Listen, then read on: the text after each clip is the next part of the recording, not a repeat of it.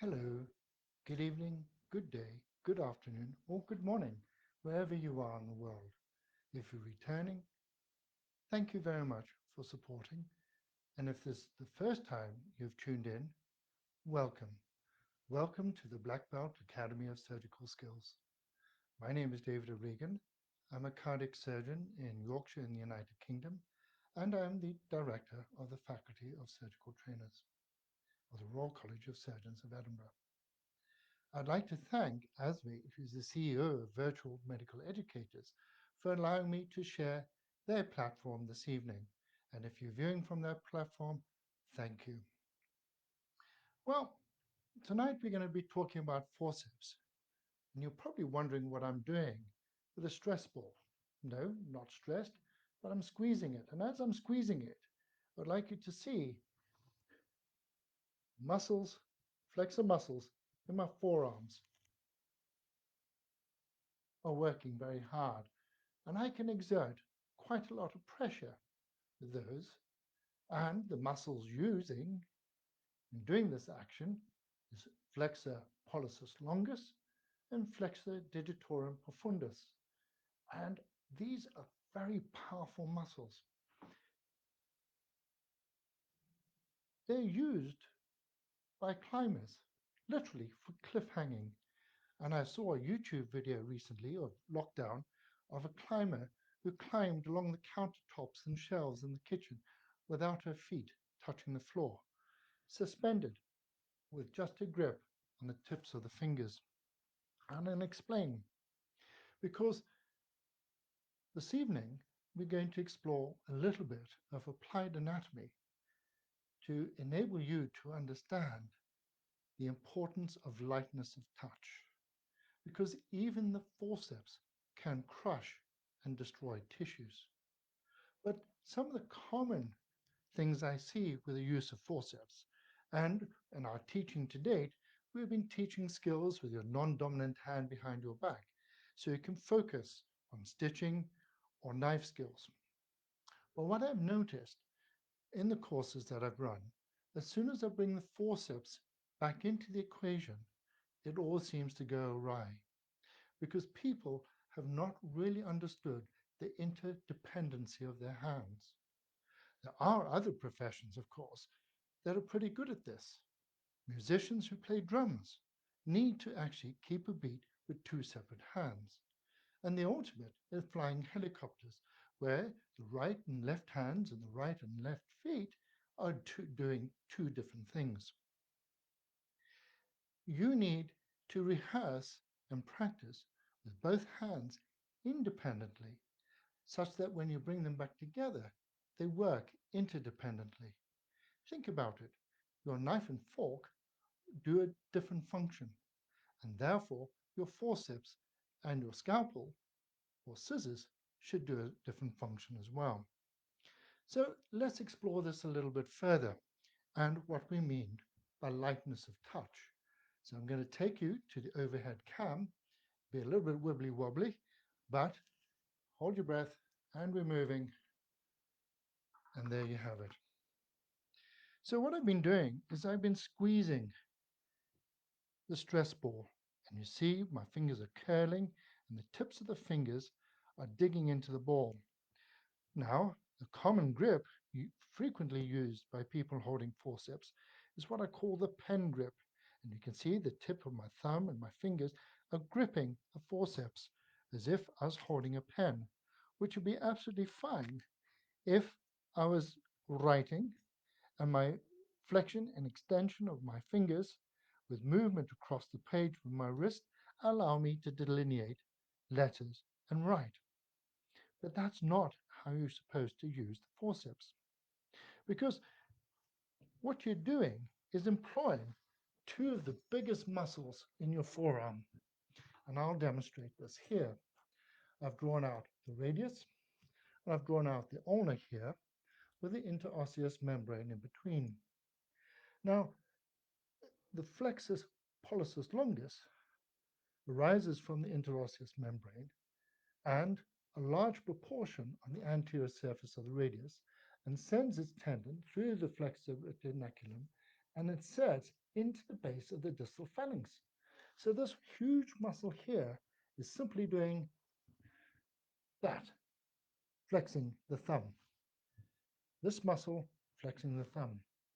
Similarly, the flexor digitorum profundus occupies 3/4 of the ulna and the interosseous membrane and wraps around the edge and gives you that forearm bulge there. And just before it enters the wrist, it divides into 4 tendons and excuse me, undergoing the flexor retinaculum, passes through the hand, and again sits into the base of the terminal phalanx of both the fingers. And what that is doing is squeezing, and that is the grip. That is your climber grip. That is not the grip that you're going to use to hold the forceps, because that is effectively doing that. And if I was using that grip when doing intracardiac massage, you can see my fingers could quite easily tear into the ventricle. So,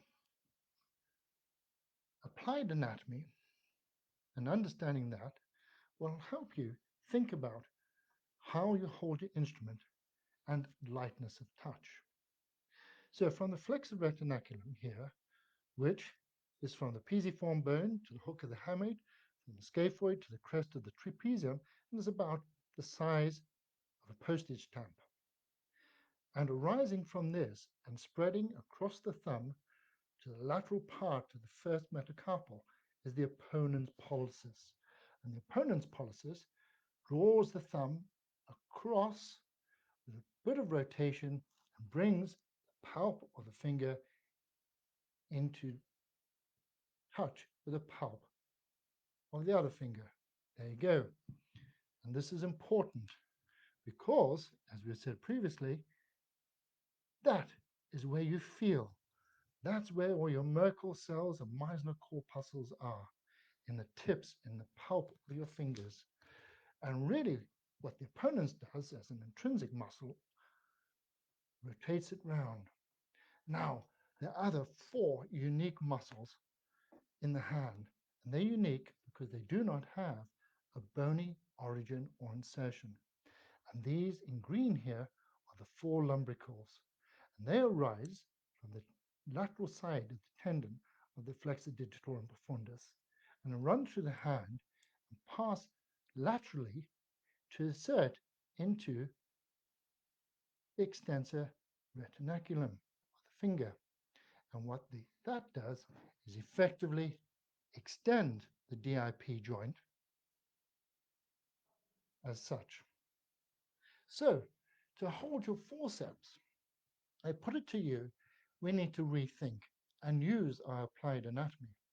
And of course, now instead of gripping it like a pen, using the 2 biggest muscles of the forearm sitting deep in the forearm and gripping tight, and if you see I'm gripping it, my nail beds are blanching because I'm using pressure and I'm gripping hard. And when I'm watching a trainee operate, I can see that in their nail beds, even through the gloves, as they're gripping something very hard. So I'd like you to rethink how you hold the forceps.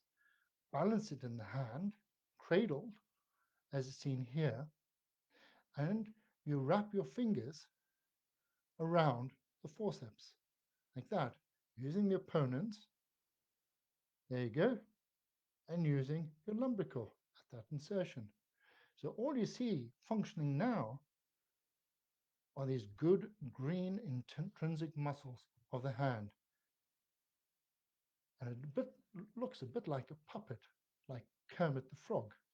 But that gives you the lightness of touch. Now, there are as many forceps as there are surgeons, but there are 2 fundamental differences, and I'll show the 2 here.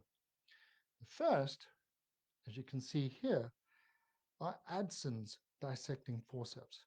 Now, Alfred Adson was a neurosurgeon at the Rochester Mayo Clinic in Rochester. He was an extreme technician and clinician who's lent his name to many, many things. And these are his dissecting forceps. And you'll note that there are two little tooth marks there into which a single tooth interdigitates. Now, he's operating on the brain with these and is holding tissue. And I was thinking, why would a brain surgeon use tooth forceps that could literally pick your brain? But it's not the forceps that are the problem. It's how they are held and how they're used. And I reflect back to one of my trainers, Mr. Christopher Lincoln, who used toothed forceps when stitching bottom ends. But he never, ever, ever touched the endothelium because that compromised the anastomosis and the long-term outcome. And you'd be severely chastised if you did. So again, he used tooth forceps. So the second pair of forceps are called DeBakey dissecting forceps. And you'll see a single row of fine teeth this side, running the length of the end of the forceps, and a double row of teeth, again fine, the other side. And it's like soft, fine paper there.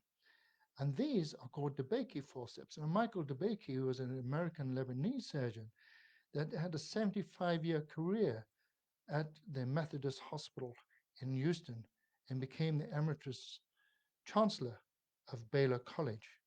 He was a scientist, clinician, surgeon, and one of the biggest names in cardiac surgery, born in 1908 and died in 2008.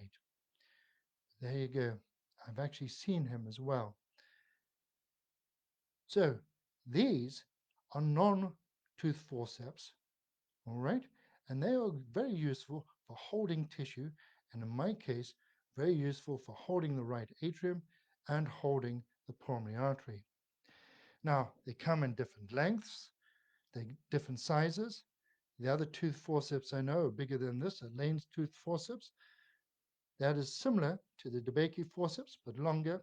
And this is another pair of non-crossing forceps, but this has got horizontal marks on the side.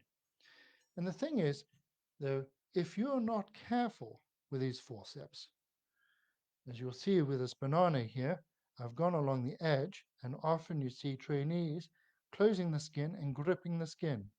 And you can see the tooth marks of these adts and forceps along the edge. Now, this is developed in the banana, and you can quite easily see it, but this will happen to the skin as well and cause damage. This is non-tooth forceps. These are the DeBakey forceps. And again, all I did was squeeze the edge, and you can see it has crushed the edge. And this is the other pair of forceps as well. So it's not the forceps that is the problem. It is how you hold them and how you apply them. And you should be using intrinsic muscles of your hand and not the flexor pollicis longus and flexor digitorum profundus doing that. Because if I massage the heart like that, I'd certainly stick my fingers through the ventricle, but practice massaging the heart like that, unlikely to do it. But more importantly, I bring the two important areas of feel into play. So using your forceps requires practice, like many other things. And one of the exercises we sat in the Black Belt Academy, it starts off very simply. Can you pick up dried rice and simply drop it in a spoon? And when you bring the forceps into the field, don't want to see it moving around. It has to be careful, deliberate, pick it up and drop it in. Now the dried rice, if I grab it hard, it's not going to. That's a soft bit. I've crushed it. But sometimes it goes skidding across the plate if you grab it too hard. And that is telling you to lighten your touch. So once you've mastered putting that in a spoon, you can make a game of it by putting 4 spoons around And now, if somebody calls out, I want you to 2, 3, 1, 4, and practice deliberately putting pieces of rice according to a called out number, friend or recorded, into the spoons. Now that is relatively straightforward because your destination is actually rather large. But let's make it a wee bit more difficult for the next level. And what I've done here is taken a couple of straws, they're quite large diameter, and simply put them in the middle of a plate. And now, right and left hand, I want you to actually drop rice, pick it up, and drop it into. Note, I'm not gripping it hard, but I'm using the good green intrinsic muscles of my hand. And there you go, and just dropping it in. Now, as you master that and practice, and I put it to you, you should do this every week, if not every day, if you're going to get your forceps to actually work for you. The next level, of course, of difficulty is again straws, but now we've got bendy straws of different colors, and the diameter is even smaller. And now I need to actually pick up the rice and orientate it such it drops in. And you've got to be able to do it with both hands, and it's not an easy exercise. Turn it upside down and drop it in. And again, as you practice picking it up and dropping it in, both hands, because when you're assisting, you will need to move the forceps from one hand to another. And I've been working out today, pushing weights, so I'm finding that challenging on fine motor movement. There you go, and dropping it in. See that? I grabbed it too hard, and that piece of rice went flying off. Inadvertent, good demonstration of grabbing it too hard. And these are simple exercises that you can do at home and practice at leisure, such that when you get into theatre, your left hand is neither grabbing or drifting, but is deliberate and purposeful and assisting and aiding the surgeon and your right hand in effecting good dissection and movement.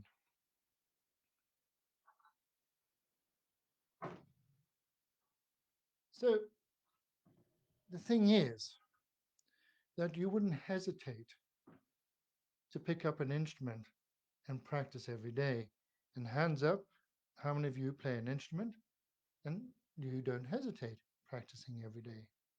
You don't hesitate practicing playing keyboard skills on a typewriter. We wouldn't hesitate practicing with a bat and ball against the wall or cricket. But why is it that we seem to have forgotten how to practice our basic skills? These simple exercises, done on a regular basis, will improve your dexterity, and actually you'll feel a lot more comfortable in theatre. I hope this makes sense. I hope that you'll now think about your applied anatomy and think about the good green muscles of your hand, and you no longer employ those big bulky muscles in the forearm. If this has made sense, do give a thumbs up, do recommend.